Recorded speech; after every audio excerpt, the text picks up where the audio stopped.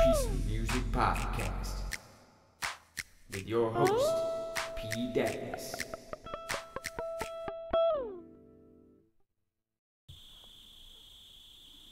All right, welcome to the PeaceSum Music Podcast. This is season 3, episode 4 with Rik Oclon. How you doing, sir? I'm doing great. How about you? I'm good. Thank you so much for being on. Yeah, thanks for having me. So tell me a little bit about what you do. You're an animator, musician. Yeah, for sure. I went to school for 3D animation, for games mostly. So now I'm teaching myself development and developing my own games. But yeah, I primarily do animation and drawings, also fine art, as well as music. Okay, so what got you into animation? Probably Disney, actually. As much as I despise Disney these days for political reasons, they got me into drawing. Nice. And what about music? I actually picked up the bass guitar after hearing Silverchair's Israel's Son when I was in like 4th grade. Nice. And then I got into Everclear, which is hilarious to me now. Nice. Okay. So what do you got coming up? Actually, I am releasing an EP that I finished last summer, and I just never got around to releasing. It's only 4 songs. It's electronic music. I don't want to say it sounds like Aphex Twin, but it's a little bit in that direction. Okay. And what's coming up with the animation? A few things actually. I'm working on a project that I've been working on for a few years now, called Destruction of the Heavens. I've got a Facebook page for that, and it's got a testing group for that. So like that's coming along. There's hopefully I have a demo by Christmas time. Fingers crossed on that one. But then also I just started a brand new project. Not to make that other project take any longer, but this one doesn't have a title yet because it's new.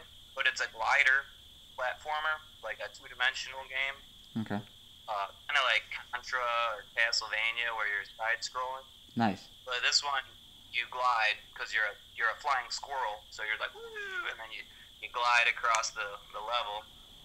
I'm actually working with a Australian bloke I just met online, and he's really proficient with Unity, which is the software I use. And he wants me to do the art, which is making it go much quicker because I don't know much about programming yet. I've only been doing it a couple years. He's been doing it like 6. Okay. So tell me. So I'm excited for that. Tell me about a little bit about how schooling went. It was difficult. I mean, I'm not gonna lie. It was one of the hardest things I've ever done, but I did really well actually. I got really great grades up until the last point. You know, I had this teacher who gave me a D minus. Actually, he tried to give me an F. He tried to fail me, and I would have had to take a whole nother year of college, and it would have cost like $20,000 for one class or something crazy like that. And luckily, the school liked me so much. They were trying to give me like valedictorian status before that, so they just gave me a D minus and passed me through. But you know, I watched this guy's demo reel after he did fail me, and it was the most horrid, despicable thing ever. And he was like older than me. He didn't know what he was doing. Couldn't get a job in the field. So he just, you know, didn't like me because I had dreadlocks. It's crazy how some people can just judge people by their looks, man. It's like, You think that we'd be so much further in 2016 than we are. It's like it feels like sometimes we're reverting into like racist, like just judgmental bigots sometimes, man. It's crazy. Yeah, my girlfriend works at Jimmy John's and has blue hair. They keep trying to get her to dye it. It's Jimmy John's. Why can't you have blue hair at Jimmy John's? Yeah, it's crazy. It's crazy. So, what so you're like in the process of like switching environments, moving around and stuff. What caused the change? Well, work. I'd say there's not much work in Illinois. Okay. Sure, most of your viewers are from Illinois, and they know that Yeah. it's hard as heck to find a job, and it's like a real like woohoo, I found a job when you find one, and then it's never as good as you want it to be. Mm-hmm. It doesn't pay as much as you want it to be. It's not in the field that you want it to be, and I'm not trying to say come to Arizona, but there are jobs in Arizona. Nice. I mean, I was applying for an animator job. I didn't get the job I wanted, but I got a job at a place that it's a call center. I'll be working with people on the phone, being like, trying not to get mad or whatever. But it's all technical troubleshooting stuff for like merchandising machines and stuff like that. So at least I'll learn a little bit of tech stuff. Maybe I can move out of the call center and move into the tech stuff. And I don't know. It's a job. Yeah, you gotta do what you gotta do. So you were saying that you're not really big with programming. How similar is like the programming to like coding and like HTML? It's similar. I mean, in a way, they're pretty much exactly the same besides syntax. Okay. Because it's loading a text file from the top to the bottom. Yeah. And then the syntax is just like where the semicolons go, or if it has semicolons, or if it has parentheses or brackets or whatever, you know. Yeah. But yeah, HTML I would say is like it's like programming a 2D game for the most part. I mean, with HTML5 you can do some 3D stuff, and it's basically its own software language. Mm-hmm. So it's getting less and less different, I would say.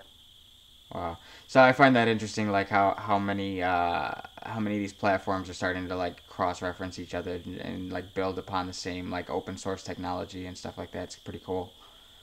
Absolutely, it's a brave new world for technology.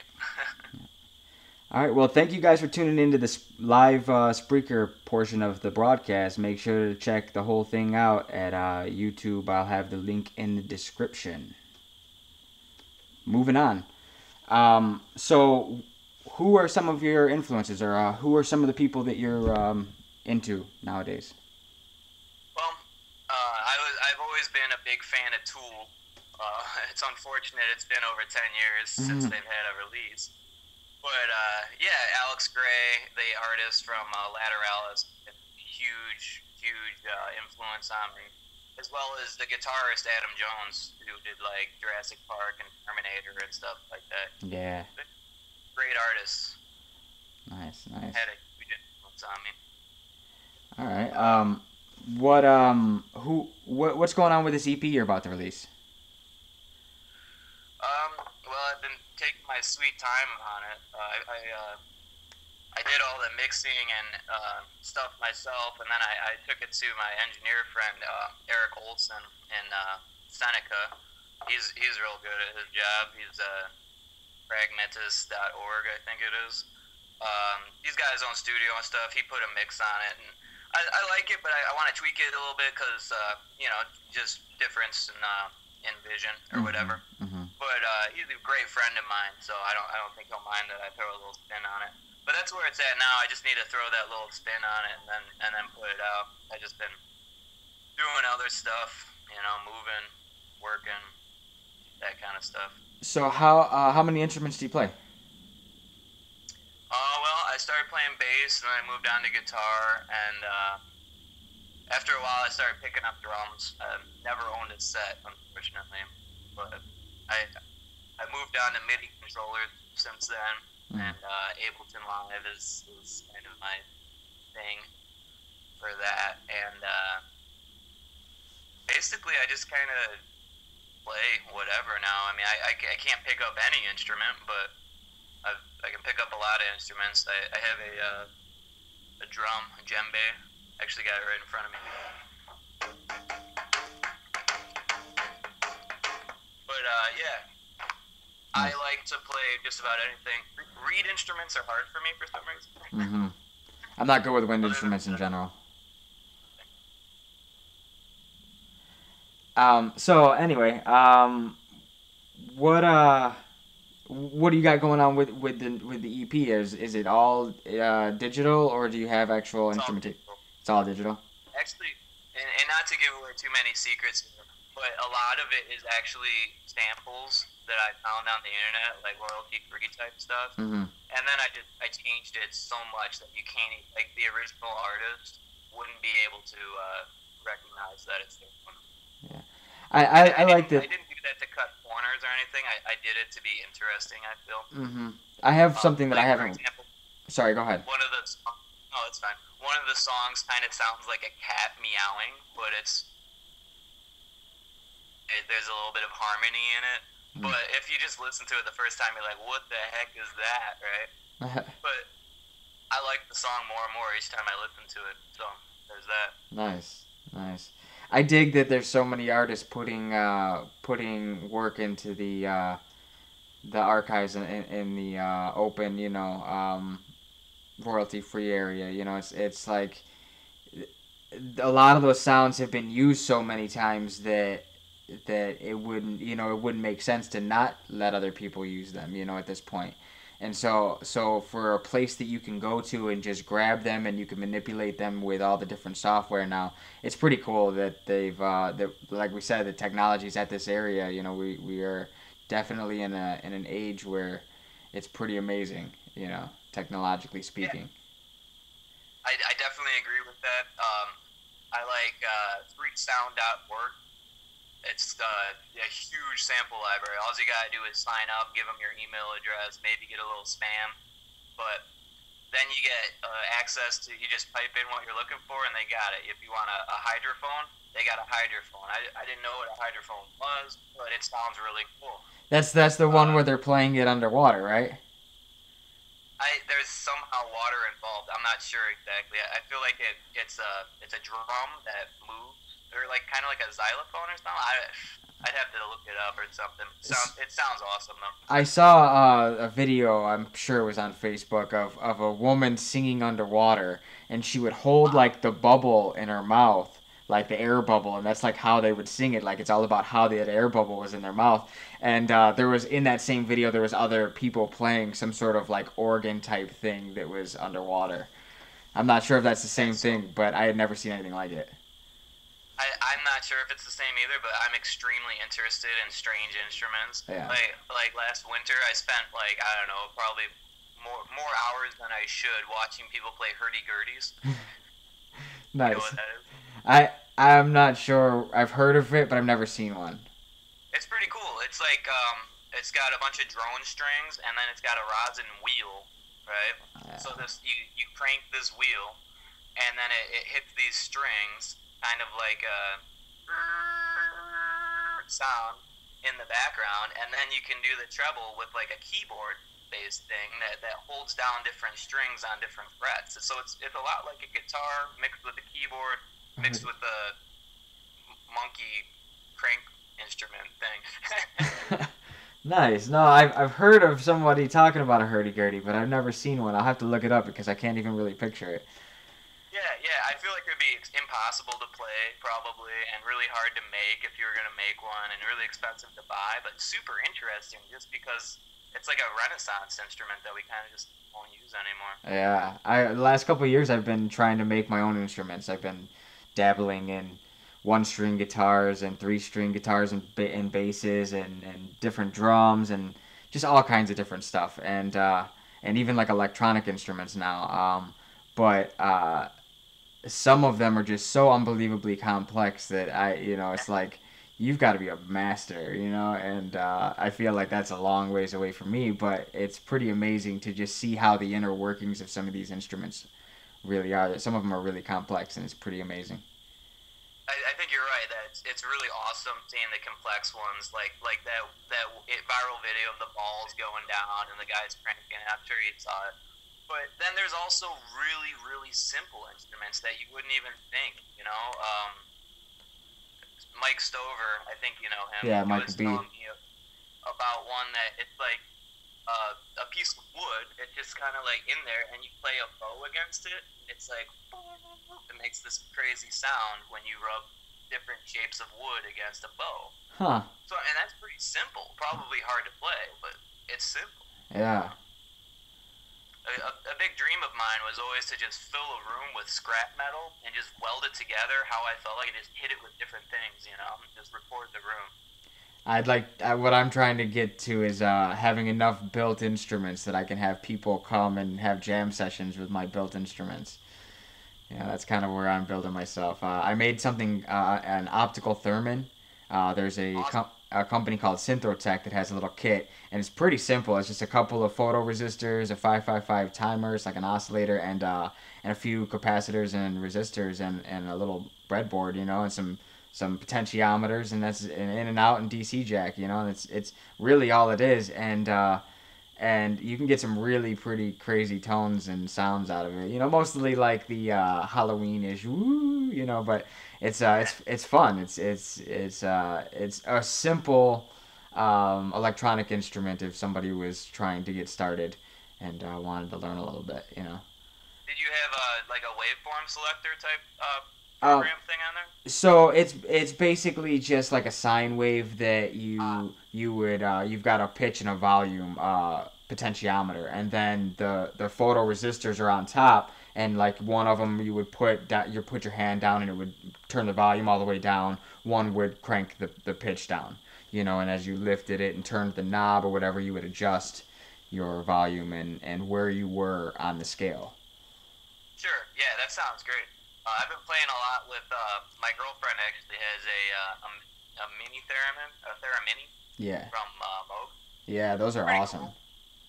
It's expensive, yeah. I mean, why would you want to buy it if you could just make it? But you know, she doesn't. She was not interested in making it. So. Well, and that's a better theremin than the one I have. You've got sine, you've got what are the other two? Resets. Yeah, three of them, right?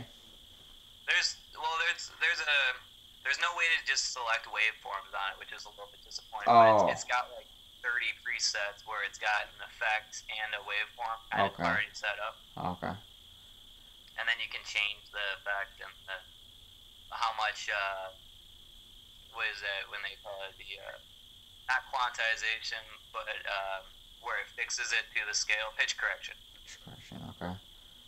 Yeah, I don't have a whole lot of high end stuff with pitch correction. My buddy was. What's that? That's a lot to say for it, you know. Yeah. I did mess with a Moog one time, a little fatty, and Oh yeah. it was amazing to get some experience on that. Yeah, I'd love to play around with some more Moog stuff. Yeah. So what kind of instruments are you into? What's your favorite instrument to play? That's a hard one. I think bass is my favorite part of the scale. Of course, you can get tones with percussion, with strings, with electronic instruments. Mm-hmm. But you know, I like sounds that I haven't heard yet before. I like sounds that maybe some people might find annoying. Mm-hmm. I like sounds that just aren't present in the musical world yet, and so I go searching for sounds a lot of the time. Nice. Yeah, whether it's on guitar or what, I just trying to find stuff that no one's heard before. So where, I know we talked about this before we got started, but where can my viewers and everybody watching find more? I've got a SoundCloud account right now that has quite a bit. I think it goes like 6 years back or maybe more. I try to keep it updated. It's just kind of hard for me. I've been working on that EP and it's not even on there yet. So you should be able to find it on there within a month. And then the address is SoundCloud/rik-oclon.com. And that's just one of my 3 SoundClouds, actually. The other 3 you could locate them if you really wanted to, but I'm not gonna put them on here because it's even more experimental than my other stuff. So they want to go down the rabbit hole. They'll be able to find it. Yeah. I know you're not supposed to have more than one SoundCloud account, but they're different bands in my eyes. Yeah, and I've kind of got some stuff. It's like different stuff, you know. Like I've got one that's like a karaoke thing, you know. It's like I didn't want to put that with my like regular music and like collaborations and stuff, you know. And so then I've got one that's only solo stuff. So it's like I know you're only supposed to have like one, but it's like one isn't enough to differentiate with the different uh, stuff you got going on sometimes, you know. Yeah, and I've got a Bandcamp too, but it's been so long since I uploaded to it, I don't even remember where it is, what the address is. It's funny how many. Go back to it once Sony buys out SoundCloud though, because that sounds like a scam and a half. Yeah, it's been changing actually. I've been noticing already. It's been changing, which is unfortunate because I really enjoyed SoundCloud over the years. So I'm hoping it doesn't go down the toilet. I've been a huge advocate for SoundCloud. I feel like a third of their population was me referencing it to people, but maybe not. Maybe that's a little bit of an exaggeration. Just a little. All right. Well, thank you so much for being on, man. I wish you the best with the move and everything. Thanks. I appreciate that. Thanks for having me. I will be in contact. Hopefully, we will have some stuff going in the future. So yeah, and we can work on your music video. Yeah, so that's definitely what I plan to be in contact with you. So be on the lookout for something cool with us together. So have a good one, and I will talk to you soon. Yep. Take care, dude. See ya.